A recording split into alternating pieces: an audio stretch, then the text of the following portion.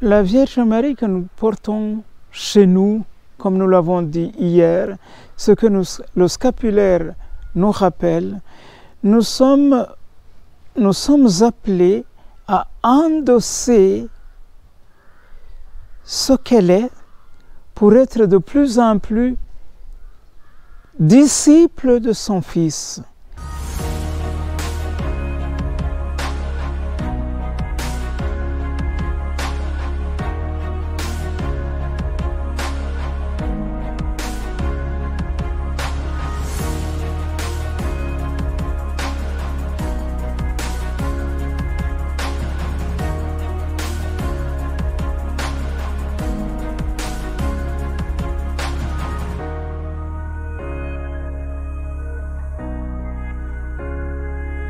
Chers frères et sœurs, nous en sommes au dernier jour de notre neuvaine qui nous portera à célébrer demain, mais déjà cet après-midi, la solennité de Notre-Dame du Mont-Carmel.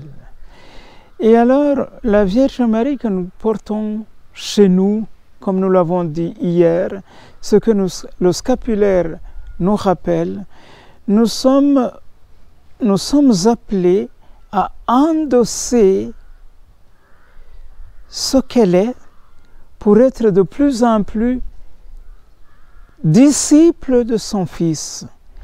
Quand nous portons le scapulaire, la formule, elle dit que nous revêtons le Christ. Et vous voyez que le scapulaire nous amène au mystère chrétien fondamental. Donc, nous sommes des porteurs du Christ quand nous nous revêtons du manteau de la Vierge Marie ou du scapulaire. C'est-à-dire que celle qui a porté le Christ fait advenir le Christ en nous si nous nous mettons dans sa peau. On pourrait dire si nous vivons comme lui, si l'interprétation n'allait pas être tout de suite comprise dans le sens moral, mais je voudrais bien que nous nous gardions de nous précipiter vers moral, faire comme lui, mais dire être comme lui, être comme elle, avoir les mêmes dispositions qu'elle. Et ces dispositions ne sont autres que les dispositions des disciples du Christ, ceux qui portent le Christ, ceux qui deviennent comme elle d'une certaine manière, mère du Christ. Et je voudrais ici le relier avec la prière de Sainte Élisabeth de la Trinité, seulement la dernière strophe, quand elle dit, l'avant-dernière strophe, quand il dit « Ô feu consumant, esprit d'amour, surviens à moi pour que je devienne comme une nouvelle incarnation du Verbe et que je sois une humanité de surcroît. » C'est-à-dire, si nous portons la Vierge Marie, qu'est-ce qui se produit? Si nous prenons cet habit de la Vierge Marie, qu'est-ce qui advient?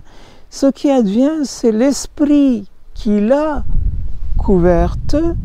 Donc, surviens à moi, et Sainte Élisabeth de la Trinité le fait très bien parce qu'elle utilise le même verbe que dans l'évangile de Luc, l'esprit du Seigneur viendra sur toi, et que l'esprit viendra, que l'esprit vienne à moi.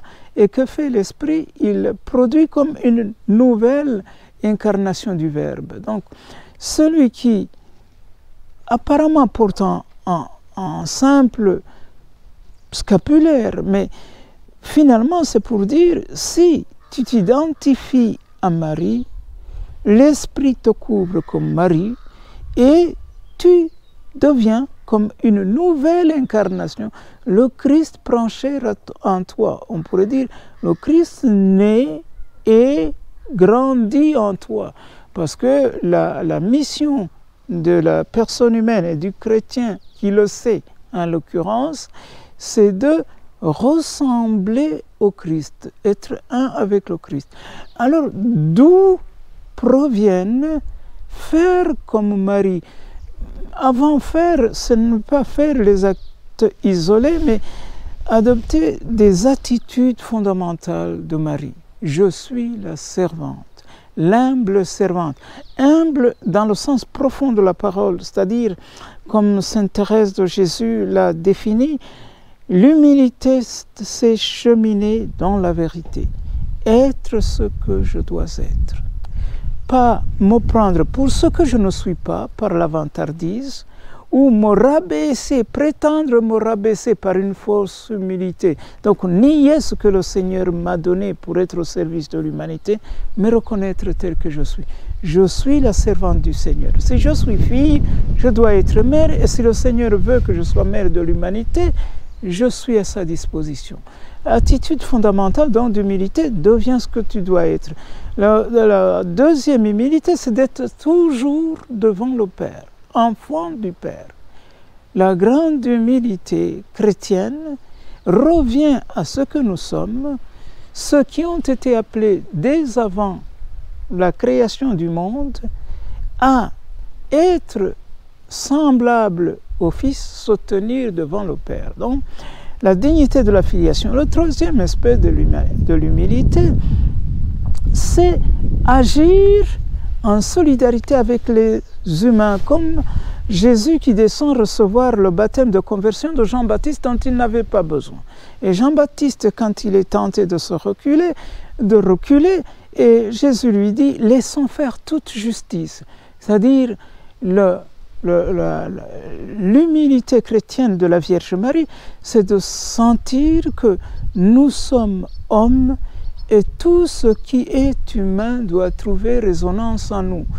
On pourrait dire avoir l'empathie que tout ce qui est humain résonne en nous. C'est-à-dire, l'humble, c'est regarder le faible et voir que c'est semblable, c'est une image du Christ.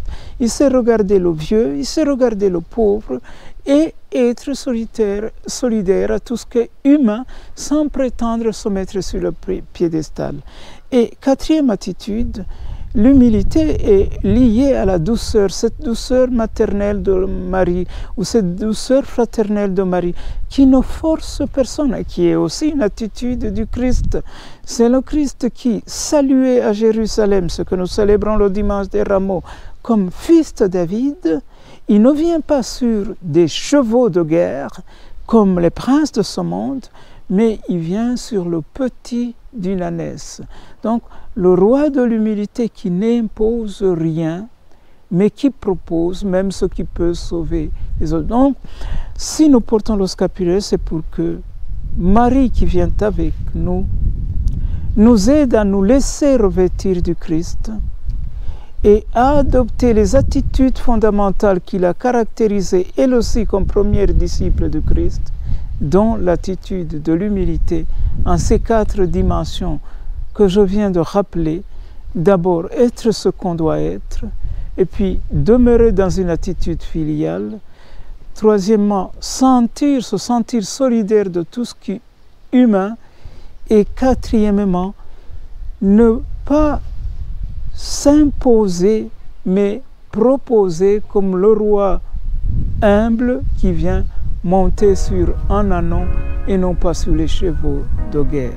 Bonne fête de Notre-Dame du Mont Carmel à tous.